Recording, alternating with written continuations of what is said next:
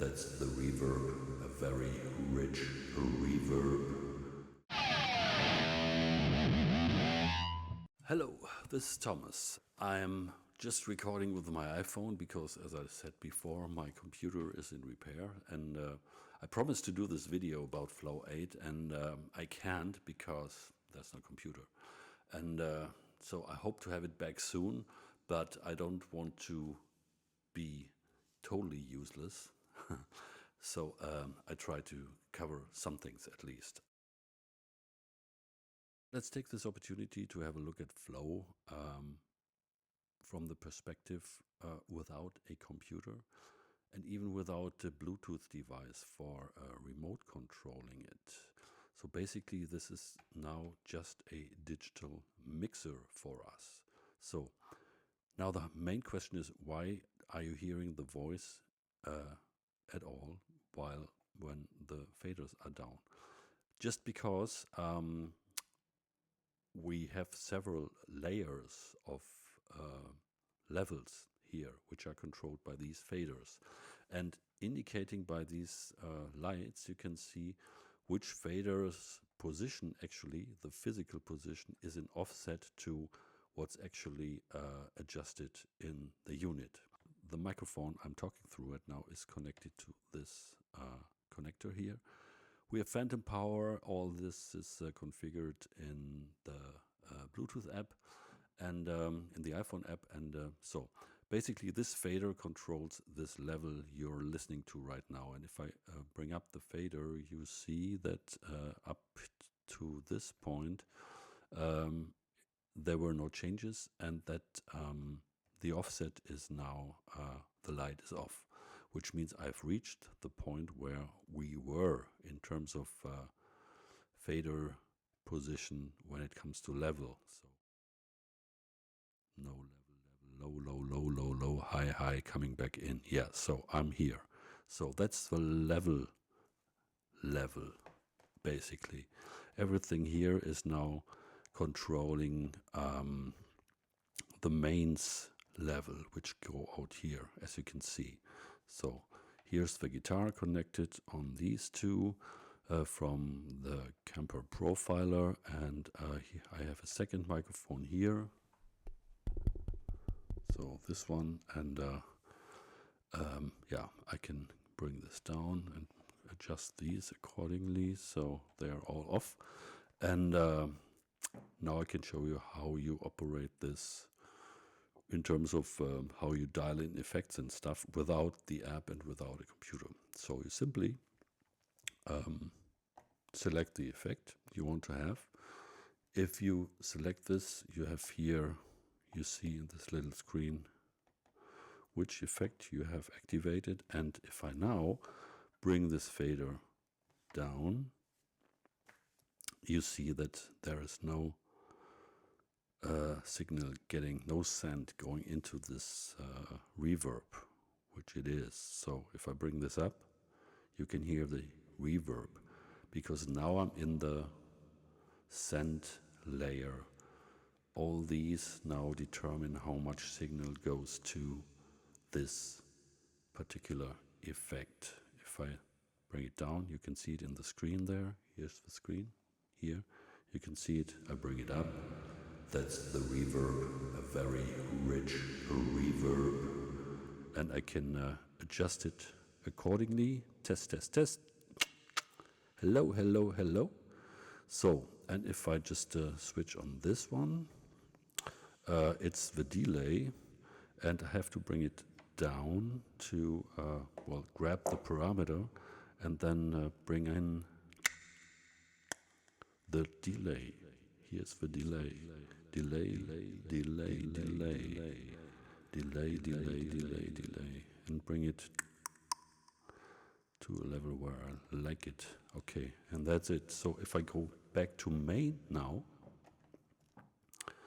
I'm still looking at the effects send layer for effects 2, but this has nothing to do with what's actually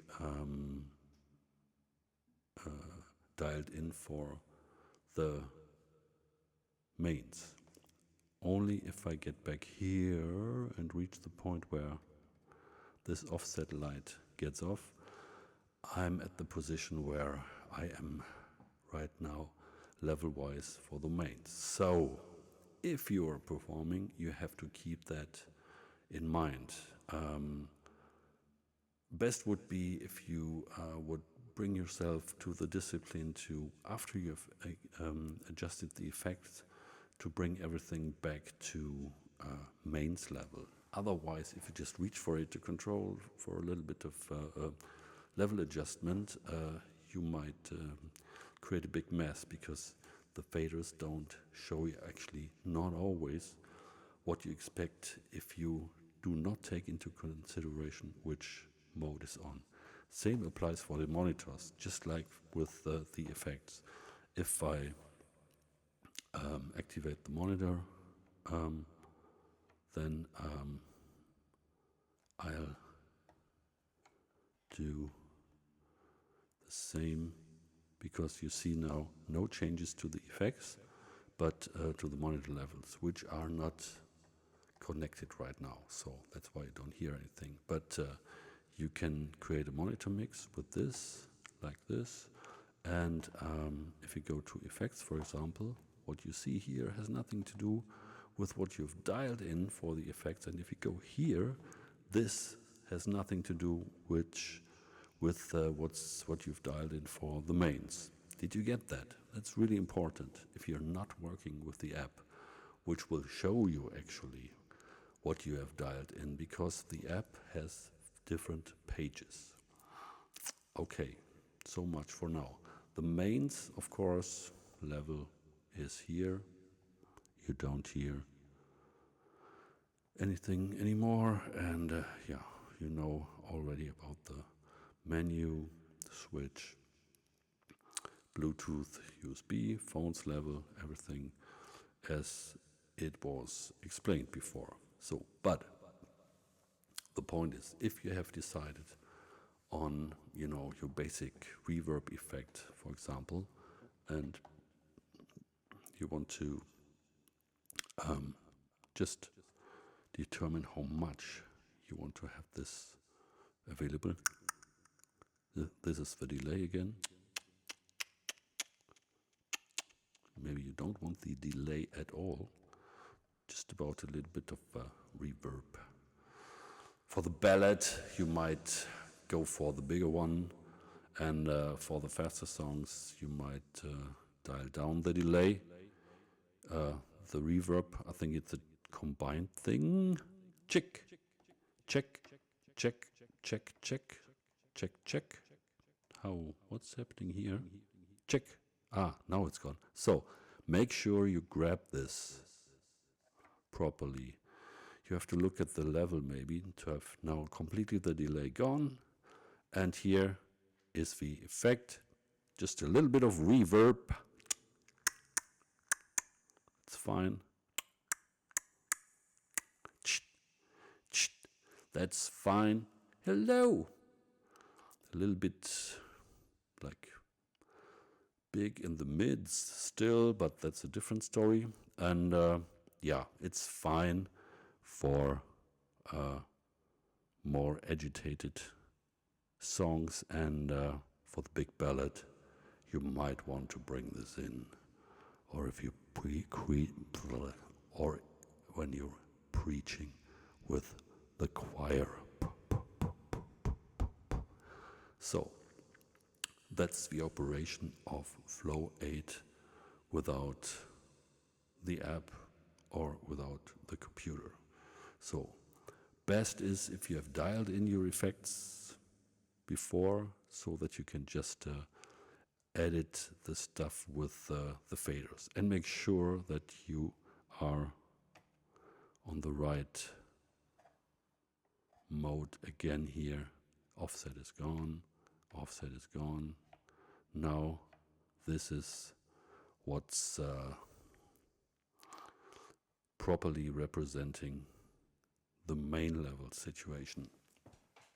If I bring in the guitar, nothing until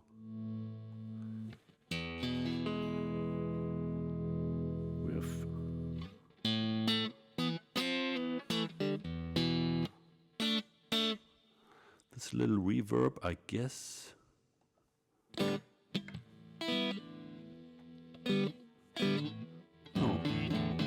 it was actually, you get it, right? Activated the reverb and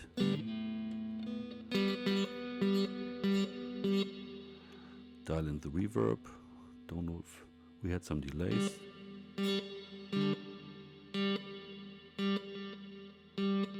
Now you hear the delay. Okay, so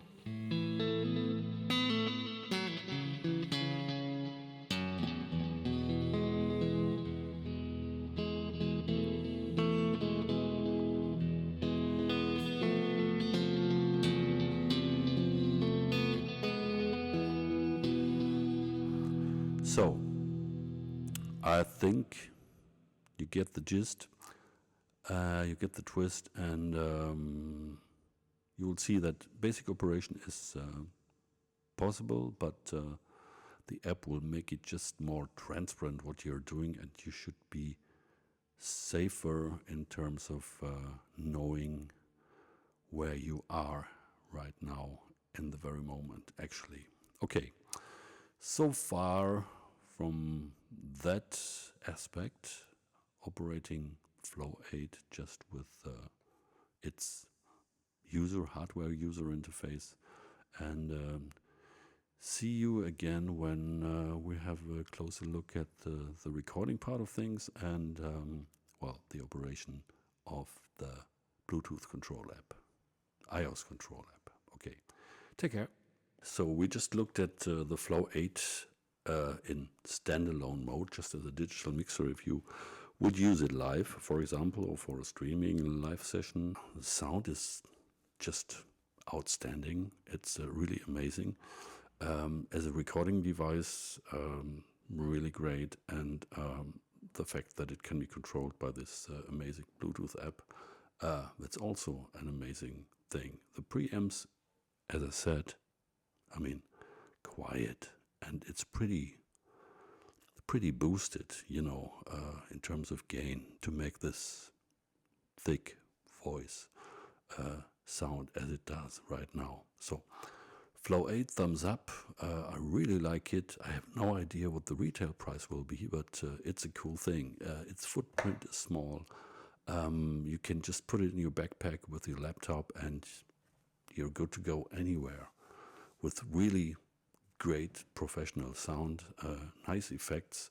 You can stream, you can podcast, you can record anywhere, and that's something I really, really like. I've been looking forward for a product like this, because if you're a small act, gigging, and you just need a couple of inputs, some decent microphone pre's, and some decent effects, and you know, all these things in a just simple package, it's incredible. Because also you can, with the main EQ, tune the system, the house system, and you have the extra monitoring. So that's awesome. We will look at this as well, but that would be a different video, and recording also when I have my computer back. See you in a bit. Thomas, out.